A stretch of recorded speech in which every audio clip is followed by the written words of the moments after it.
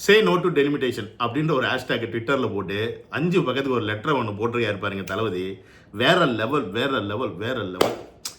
அதாவது இப்படி ஒரு தலைவனை வந்து நம்ம வந்து பார்த்ததே இல்லை அப்படின்னு சொல்லலாம். அப்படி ஒரு தலைவன், ஒரு கிளியரன்ஸ், இப்படி தான் இருக்கணும், இதுதான் நாட்டுக்கு தேவை, இந்த டெலிமிட்டேஷன் ஆணியை பிடுங்குற வேலையே தேவையில்லை அப்படின்ற மாதிரி எல்லாருக்கும் சிம்பிளாக புரிகிற மாதிரி அழகாக ஒரு 5 பக்கத்துக்கு லெட்டர் போட்டிருக்காரு பாருங்க.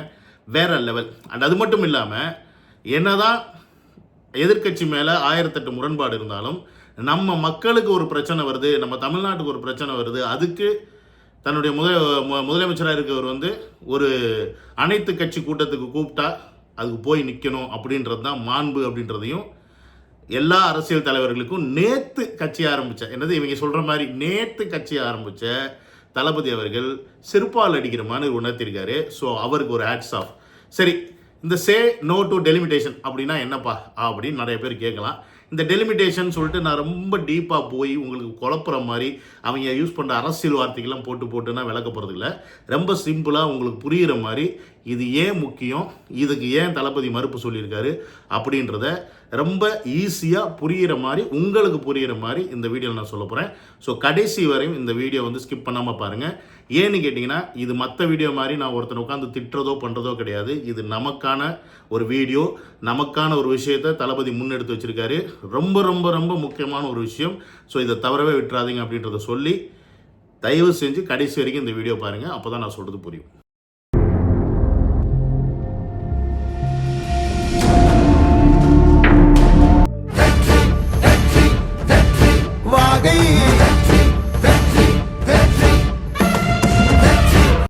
Welcome to Vijay stock, welcome to another video. சரிப்பா, இந்த டெலிமிட்டேஷன் தான் அப்படின்னா என்ன அப்படின்னு கேட்டிங்கன்னா தொகுதி மறுவரைவு. இப்போயும் புரியல. சரி, புரியுற மாதிரி உங்களுக்கு சொல்கிறேன். இப்போ தமிழ்நாட்டில் ஒரு எலெக்ஷன் நடக்குது அப்படின்னா கிட்டத்தட்ட 234 தொகுதி இருக்கா. அந்த தொகுதியில் வந்து ஒரு எம்எல்ஏ கேண்டிடேட் இருப்போம். அவங்கெல்லாம் சேர்ந்து தான் வந்து யார் மெஜாரிட்டியாக இருக்கோ அவங்க வந்து சிஎம்ஐ செலக்ட் பண்ணுவாங்க. பட் ஒரு பிஎம் எப்படி செலக்ட் பண்ணுறோம்னு பார்த்தீங்கன்னா, இங்கே மினிஸ்டர்ஸ் நாடாளுமன்ற தேர்தல் இப்போ ரீசெண்டாக கூட நினச்சி பாருங்கள், ஐ திங்க் 2 இயர்ஸ்க்கு முன்னாடி. அப்போ 40 எம்பி இப்போ யாருக்கிட்ட இருக்குது, டிஎம்கே கிட்ட இருக்குது. அந்த மாதிரி தமிழ்நாட்டில் 40 எம்பினா ஆந்திராவில் எவ்வளோ, கேரளாவில் எவ்வளோ, உத்தரப்பிரதேசில் எவ்வளோ, மத்திய பிரதேசில் எவ்வளோ, அதை எப்படி பிரிப்பாங்க அப்படின்னு பார்த்தீங்கன்னா மக்கள் தொகை அடிப்படையில். அதாவது 10 லட்சம் பேருக்கு ஒரு எம்பி அப்படின்ற கணக்கில் பிரிக்கிறாங்க. உதாரணத்துக்கு தமிழ்நாட்டில் ஒரு 10 லட்சம் பேருக்கு ஒரு எம்பினா 4 கோடி பேர் இருந்தாங்கன்னா அங்கே 40 எம்பி. ஸோ அந்த காலகட்டத்தில் பிரிச்சிருக்காங்க. இது எந்த காலகட்டம்னு பார்த்தீங்கன்னா 1971. 1951, 61, 71. ஸோ இந்த 3 டைம் பார்த்தீங்கன்னா இந்த மக்கள் தொகை கணக்கெடுப்பில் எம்பிஸை வந்து தொகுதியாக, அதாவது ஒவ்வொரு ஸ்டேட் வந்து ஒரு தொகுதி இந்தியாவுக்கு எப்படி தமிழ்நாட்டுக்குள்ளே ஒவ்வொரு தொகுதி இருக்கோ அது மாதிரி ஒட்டுமொத்த இந்தியாவுக்கும் ஒவ்வொரு ஸ்டேட்டும் ஒரு தொகுதி கணக்கு. ஸோ அப்போ இது தமிழ்நாடு ஒரு தொகுதி. அந்த தொகுதியில் 40 எம்பி எப்படி பிரித்தாங்கன்னு பார்த்தீங்கன்னா இந்த மக்கள் தொகை அடிப்படையில். அப்போ இது அந்த காலகட்டத்தில் சுதந்திரம் வாங்கினதுக்கப்புறமா ஸோ 1951 மக்கள் தொகை கணக்கெடுப்பில் பண்ணாங்க. அப்புறம் திருப்பி 1961 மக்கள் தொகை கணக்கெடுப்பில் பண்ணாங்க. அதுக்கப்புறம் திருப்பி 71 பண்ணாங்க. ஸோ இப்படி 10 வருஷத்துக்கு ஒரு வாட்டி பண்ணும்போது மக்கள் தொகை கூடிக்கிட்டே இருக்குது. அப்போ என்ன ஆகுதுன்னு பார்த்தீங்கன்னா இவங்களுக்கு ஒரு தலைவலி ஆகுது. யாருக்கு? நம்மளை ஆள்றவங்களுக்கு. அப்போ என்ன பண்ணாங்க, அவங்க எல்லாம் சேர்ந்து அந்த காலத்தில் இருக்கவங்க ஒரு முடிவு பண்ணுறாங்க, இனி இந்த கணக்கு எடுக்க வேண்டாம், இப்போ நம்ம ஒவ்வொரு ஸ்டேட்டுக்கும் பிரிச்சிருக்க எம்பிஸ் போதும் அப்படின்னு சொல்லி டிசைட் பண்ணுறாங்க. ஸோ அந்த எண்ணிக்கை எவ்வளோன்னு பார்த்தீங்கன்னா 534. ஓகேங்களா? இப்போ நமக்கு இருக்கிற ஒட்டுமொத்த இந்தியாவிலையும் பார்த்தீங்கன்னா 534 எம்பி. அப்போ என்ன ஆகுதுன்னு பார்த்தீங்கன்னா இதை வந்து கிட்டத்தட்ட ஒரு 25 வருஷத்துக்கு நம்ம எதுவுமே பண்ண வேண்டாம், அதுக்கு பதிலாக மக்கள் தொகை வந்து கம்மி பண்ணுற வேலையை பார்ப்போம். மக்கள் தொகை வேலை எப்படி கம்மி பண்ணுறது அப்படின்னு பார்த்தீங்கன்னா அதற்கான விழிப்புணர்வு மக்கள் இடத்துல ஏற்படுத்தும் அப்படின்னு சொல்லி அந்த காலகட்டத்தில் மக்கள் தொகை கம்மி பண்ணுறதுக்கு ஏகப்பட்ட விஷயங்கள் பண்ணாங்க. உதாரணத்துக்கு பார்த்தீங்கன்னா தமிழ்நாட்டிலே பார்த்தீங்கன்னா கருத்தடை விளம்பரம் பண்ணாங்க. ஆம்பளைங்களுக்கெல்லாம் கொண்டு போயிட்டு காண்டம்ஸ் நிரோத்துன்னு சொல்லுவாங்க, இப்போ அதை கொண்டு போய் கொடுப்பாங்க. அதை கொண்டு போகிறதுக்கே அவ்வளோ வெக்கமாக இருக்கும், ஆனால் கொண்டு போய் கொடுப்பாங்க அந்த கவர்மெண்ட்டில் வேலை பார்க்குறவங்களாம். அதுக்கப்புறம் வந்து பார்த்தீங்கன்னா கருத்தடை செஞ்சுக்கிட்டாங்கன்னா அவங்களுக்கு வந்து அரிசி அது இதுன்னு கொடுப்பாங்க, காசு கொடுப்பாங்க. இதுக்காகவே போய் செஞ்சுக்கிட்டவங்களாம் இருக்காங்க. ஸோ இந்த மாதிரி நிறையா விஷயங்கள் வந்து சவுத்தில் வந்து இம்ப்ளிமெண்ட் பண்ணாங்க. அதன் மூலமாக என்னாச்சுன்னு பார்த்தீங்கன்னா சவுத்தில் வந்து மக்கள் தொகை கண்ட்ரோல் ஆகிருக்கப்பட்டுச்சு. பட் இதே நார்த்தில் பார்த்தீங்கன்னா இதை ஃபாலோ பண்ணாங்களான்னு கேட்டிங்கன்னா ஃபாலோ பண்ணப்படல. அப்போ என்ன ஆகுதுன்னா இப்போ சவுத் சைடில் இப்போ புதுசாக வரப்போகிற மக்கள் தொகை கணக்கெடுப்பு 2026 வரப்போகுது. ஆக்சுவலி கரோனா டயத்தில் வந்திருக்கணும், அது கரோனா இருந்தனால அப்போ பண்ணலை, இப்போ பண்ண போகிறாங்க 2026. அப்போ அந்த டயத்தில் புதுசாக இவங்க என்ன பிளான் பண்ணுறாங்கன்னு பார்த்தீங்கன்னா இந்த மக்கள் தொகை கணக்கெடுப்பு எடுத்துகிட்டு அதன் பேசிஸில் நம்ம எம்பியை ஃபிக்ஸ் பண்ணுவோம் அப்படின்னு சொல்கிறாங்க. உதாரணத்துக்கு இப்போ மத்திய பிரதேஷ், உத்தரப்பிரதேஷ்லாம் பார்த்தீங்கன்னா மக்கள் தொகை அதிகமாக இருக்குது, அவங்களுக்கு எம்பி கூடுவாங்க. தமிழ்நாட்டில் ஒருவேளை மக்கள் தொகை கம்மியாக இருந்துச்சுன்னா எம்பி வந்து குறையும், அதிகமாக இருந்துச்சுன்னா கூடும். இதே மாதிரி எல்லா ஸ்டேட்லேயுமே வரும்போது என்ன ஆகுதுன்னு பார்த்தீங்கன்னா நமக்கான அதிகாரத்தை நம்ம இழக்க வேண்டிய ஒரு சூழ்நிலை வரும். எப்படின்னு பார்த்தீங்கன்னா இப்போ உதாரணத்துக்கு இப்போ பிரைம் மினிஸ்டர் வந்து இருக்கார், மோடி இருக்கிறாருன்னா அது காரணம் என்ன பார்த்தீங்கன்னா சந்திரபாபு நாயுடு. புரியுதுங்களா? சந்திரபாபு நாயுடு வந்து நிதிஷ்குமார் இவங்கெல்லாம் வந்து சப்போர்ட் பண்ணிட்டு இருக்கனால தான். இதில் யாராவது ஒரு பார்ட்டி கலந்துக்கிட்டால் கூட பிரைம் மினிஸ்டர் பதவி போச்சு. அப்போ என்ன ஆகுதுன்னு பார்த்தீங்கன்னா சவுத் சைடோடைய எம்பிஸ் வந்து ரொம்ப இம்பார்ட்டண்ட்டாக இந்த பிரைம் மினிஸ்டரை தேர்ந்தெடுக்கிறதுக்கு தேவைப்படுது. அப்போ நமக்கு தேவையான வரி, நமக்கு தேவையான பண வசதி, நமக்கு தேவையான விஷயங்கள் எல்லாத்தையும் அப்போ தான் சென்ட்ரல் அரசு நமக்கு வந்து ப்ராப்பராக செய்யும். இப்போயே பார்த்தீங்கன்னா இந்த பிஜேபி வந்ததுக்கு பார்த்தீங்கன்னா நீங்கள் எனக்கு வந்து சப்போர்ட் பண்ணல, நீங்கள் எனக்கு வந்து ஓட்டு போட்டிங்களா, நாங்கள் எதுக்கு உங்களுக்கு நிறையா பணம் தரணும் அப்படின்னு சொல்லி தேவையில்லாத கேள்வியை கேட்டு காழ்ப்புணர்ச்சியை காமிச்சு இவங்க மாநிலத்துக்கு செய்ய வேண்டிய அந்த விஷயத்தை எதுவுமே செய்யாமல் வஞ்சி எல்லாத்தையும் வந்து பழி வாங்கிட்டு இருக்காங்க. அப்படி தான் அதை பார்க்கணும். அப்போ இதே வந்து நார்த்து மூலமாக மட்டுமே இவங்க வந்து ஒரு பிரைம் மினிஸ்டர் கேண்டிடேட்டாக ஆயிட முடியும். அதாவது நார்த்தில் இருக்க வெறும் எம்பிஸை மட்டுமே கலெக்ட் பண்ணி அந்த ஒரு கூட்டணி மூலமாக அவங்க ஜெயிச்சிட முடியும்னு பார்த்தா அப்போ சவுத் அப்படின்ற ஒரு விஷயத்தை வந்து இவங்க உதாசீனப்படுத்துகிற மாதிரி ஆயிடும். அப்போ நம்மளுடைய பவர் அப்படின்ற ஒரு விஷயமே அங்கே இல்லாமல் போயிடும் அப்படின்றது தான் தளபதி அவர்கள் அந்த லெட்டரில் ஸ்ட்ராங்காக வலியுறுத்தியிருக்காரு. அப்போ என்ன ஆகுதுன்னு பார்த்தீங்கன்னா இந்த விஷயத்தை வந்து இதை வந்து நீங்கள் வந்து செய்ய வேண்டிய அவசியமே கிடையாது. இதை நீங்கள் 2026 மக்கள் கணக்கெடுப்பு எடுத்து நீங்கள் இந்த ஆணியை பிடுங்க வேண்டாம். ஏன்னா இப்போ இதனால் இங்கே இந்தியாவில் பெரிய ஒரு பிரச்சனை ஒன்றும் வந்துடல, எல்லாம் அது பாட்டு போய்கிட்டு தான் இருக்குது. ஆனால் இந்தியாவில் இருக்க ஏகப்பட்ட பிரச்சனை இருக்குது, அதை எவனுமே நீங்கள் பார்க்க மாட்டேங்கிறீங்க. உதாரணத்துக்கு மக்களுடைய வாழ்வாதாரம் பாதிக்கப்பட்டிருக்கு, கல்வி இல்லை, சுகாதாரம் இல்லை, அதாவது பாவர்ட்டி ரொம்ப அதிகமாக போயிட்டுருக்கு. இந்த மாதிரி விஷயங்கள் வந்து மக்களுடைய அடிப்படை விஷயங்களில் வந்து கான்சன்ட்ரேட் பண்ணாமல் இப்போ இந்த எம்பியை வரையறுக்கிறதுல தான் முக்கியமான வேலை இருக்கா அப்படின்ற மாதிரி சென்ட்ரல் தலையில் நச்சுன்னு கொட்டி வச்சுருக்காப்புல. அப்போ இந்த விஷயத்தை இது மட்டும் சொல்லியிருக்காரான்னு பார்த்தீங்கன்னா அப்படி இது மட்டும் சொல்லலை, இது கூட இன்னும் பல விஷயத்தையும் வந்து சேர்த்தே சொல்கிறார். அதாவது ஒரு நாடாளுமன்றம் வந்து நமக்கு அமைக்கப்பட்டது வந்து இன்னமும் பிரிட்டிஷ் முறையில் தான் அதை ஃபாலோ பண்ணிகிட்டு இருக்கோம். அப்படி இருக்கும்போது அந்த பிரிட்டிஷ் முறையில் இப்போ ஒரு பிரைம் மினிஸ்டரை கேள்வி கேட்கறதுக்கான ஒரு வழி இருக்குது. பட் இதே நம்ம நாடாளுமன்றத்தில் இருக்கான்னு கேட்டிங்கன்னா அது கிடையாது. அது மட்டும் இல்லாமல் நாடாளுமன்றத்தை வந்து நடத்துகிறதே ஒரு ஆட்சி வந்து சட்டத்துக்கு உட்பட்டு தான் நடத்துகிறாங்களா பண்ணுறாங்களான்னு பார்க்கணும். பட் அதை நம்ம யாரும் பார்க்கறது கிடையாது. எதிர்கட்சி வந்து அதை அப்போஸ் பண்ணாலுமே ஒரு சட்டத்தை வந்து ஏற்ற வேண்டாம்னு சொன்னாலுமே அதை நீங்கள் யாருமே கேட்குறது கிடையாது. அது மாதிரி தன்னிச்சையாக நீங்களே வந்து ஒரு சட்டத்தை ஏற்றுறீங்க, மாநிலத்துடைய ஒரு அட்வைஸை கேட்க மாட்டேங்கிறீங்க. உதாரணத்துக்கு இந்த சிஏஏ போன்ற மாதிரி விஷயங்கள்லாம் பார்த்தீங்கன்னா நீங்களே இம்ப்ளிமெண்ட் பண்ணுறீங்க. இதில் மாநிலத்தினுடைய பங்கு என்ன, மாநிலத்துடைய உரிமை எங்கே இதில் வந்து கேள்விக்குரியாது.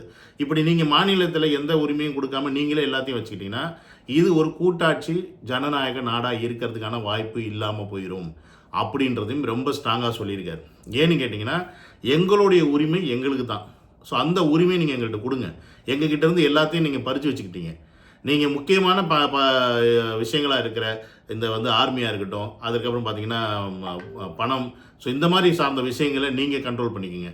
மற்றபடி ஒவ்வொரு மாநிலத்துக்கும் இருக்கக்கூடிய தனிப்பட்ட உரிமைகள், கல்வி உரிமைகள், மற்ற மாநில உரிமைகள் எல்லாத்தையும் நீங்கள் மாநிலத்திட்ட கொடுங்க. நீங்களே பிடிச்சி வச்சுக்கிட்டிங்கன்னா ஒரு பசங்க வளர்ந்தும் அந்த பசங்களை வெளியில் விடாமல் நீங்களே கண்ட்ரோல் பண்ணி வச்சுக்கிற மாதிரி இருக்குது.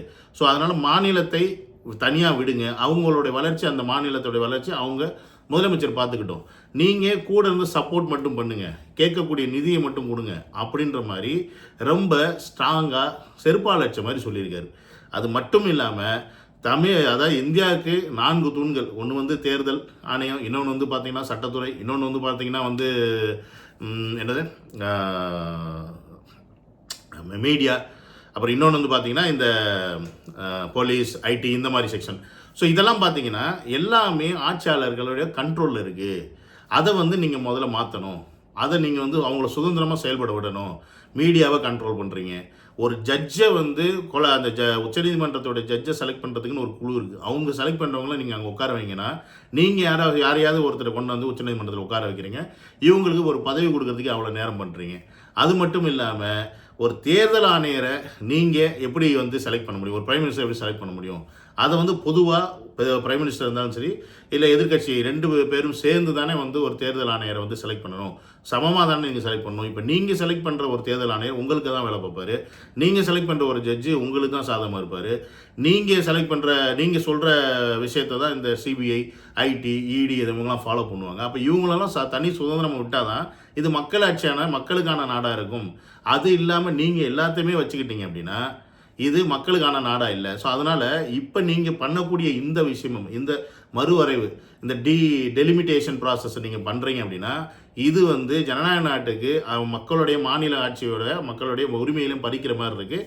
இந்த ஆணியை நீங்கள் தயவு செஞ்சு பிடுங்காதீங்க. அப்படி நீங்கள் மீறி பிடுங்கணும்னு ஆசைப்பட்டீங்கன்னா இதற்கு கடும் எதிர்ப்பை தளபதி அவர்களும் சரி விஜய் நானும் எனது தொண்டர்களும் என்ன செய்யணுமோ அதை செய்வோம் அப்படின்ற மாதிரி ஸ்ட்ராங்காக அந்த லெட்டரில் அறிக்கையும் விட்டுருக்காரு, தெளிவான விளக்கமும் கொடுத்துருக்காரு. எது நாட்டில் பிரச்சனையோ அதில் கான்சென்ட்ரேட் பண்ணுங்கடா, இதில் ஏன்டா ஆணியம் பிடுங்குங்க அப்படின்ற மாதிரி செருப்பு கழட்டி அடிச்சிருக்காரு இப்படின்னு சொல்லலாம். ஸோ இந்த மாதிரி ஒட்டுமொத்தமாக ஒரு அறிக்கையை இவ்வளோ அழகாக எல்லாருக்கும் புரிகிற மாதிரி ஒரு தலைவன் தமிழ்நாட்டில் விட்டுருக்கானான்னு கேட்டிங்கன்னா அது தளபதி மட்டும்தான், வேறு யாருமே கிடையாது. ஸோ அந்த அளவுக்கு இந்த லெட்டர் ஒரு தெளிவு இருக்குது. அது மட்டும் இல்லாமல் தளபதி அவர்கள் ஒரு விஷயத்தை மக்களுக்கு புரிய வைக்கிறாரு. நான் அரசியல் செய்ய வந்தது அரசியல்வாதிகளுக்காக இல்லை மக்களுக்காக அப்படின்றத திருப்பி சொல்கிறார். ஏன்னு கேட்டிங்கன்னா டிஎம்கே அப்படின்றது தன்னுடைய எதிரி அப்படின்றத தளபதி அவர்கள் நிர்ணயிச்சிட்டார். ஏன்னா பாயாசம் சொல்லிட்டு இருக்காரு. அப்படி இருக்கும்போது அனைத்து கட்சி கூட்டத்துக்கு முதலமைச்சர் அழைச்சதும் இவர் போயிருக்கார் அப்படின்னா this is because of people. இது வந்து ஒரு தமிழ்நாட்டுடைய உரிமையை பறிக்கக்கூடிய விஷயம், தமிழ்நாட்டு மக்களின் பிரச்சனைகளுக்கு வழிவகுக்கக்கூடிய விஷயம். ஸோ அந்த மாதிரி ஒரு முக்கியமான விஷயத்துக்கு ஒரு அனைத்து கட்சி கூட்டத்தை ஒரு முதல்வராக கூப்பிடும்போது அவருக்கு நம்மளுடைய சப்போர்ட்டை கொடுக்கணும் அப்படின்றது ரொம்ப முக்கியமான விஷயம். ஏன்னு கேட்டிங்கன்னா நீங்கள் கொடுக்குற சப்போர்ட் முதல்வருக்கு இல்லை, நீ கொடுக்குற சப்போர்ட் ஒவ்வொரு கட்சியும் கொடுக்குற சப்போர்ட் மக்களுக்கானது. ஏன்னா நீங்கள் கட்சி ஆரம்பிக்கிறதே எல்லாருமே என்ன சொல்கிறீங்க, நாங்கள் மக்களுக்கு நல்லது செய்ய வரோம், மக்களுக்கு சேவை செய்ய வரோம், மக்களோட பிரச்சனையை தீர்க்க வரோம்னு சொல்கிறீங்க. ஆனால் நீங்கள் வந்துட்டு கட்சிக்குள்ள கட்சியாக பிரச்சனையை தான் அதிகமாகப்படுத்துறீங்க ஒழிய அதை தீர்க்கிற வழி இல்லை. உதாரணத்துக்கு இப்போ நாம் தமிழர் சீமான் இந்த விஷயத்தில் கூட்டத்தில் இல்லை. ஏன்னு கேட்டால் அதுக்கு பதில் கிடையாது.